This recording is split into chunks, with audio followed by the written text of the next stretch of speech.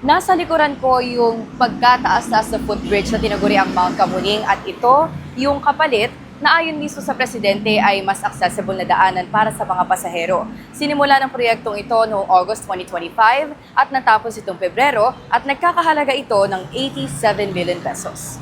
Inakyat ng First Family ang Mount Kamuning kaninang umaga at ang feedback ng Pangulo. How did you manage the flight upstairs today? Well, the old one is not very good at all. At saka, hindi mo ma-realize pag nandito ka sa baba, gumagalaw pala yan pag may dumadaan. Kaya mas mabuti na ito. That's why the first time that we saw it, in-inspection namin, yung MRT, ay sabi ko talagang hindi practical yung ganito nilang ginawa.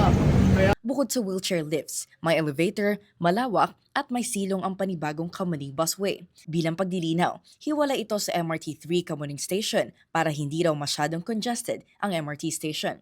Welcome naman sa mga PWD ang rehabilitated busway dahil masyado raw talagang matarik ang Mount Kamuning Footbridge kaya't hindi na naaakyat ng ibang individual na may kapansanan. But with this one now, this train now, my God, talagang bagong-bago, talagang amazing.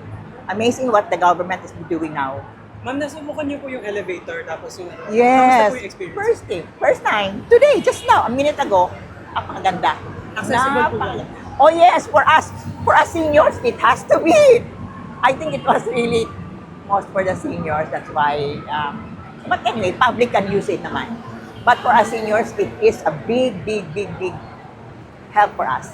Plano namang isunod ng DOTR at DPWH ang ibang estasyon para mapagaan daw ang commuter experience ng mga pasahero sa Maynila. Para sa Billionaire News Channel, ako si Ivy Reyes.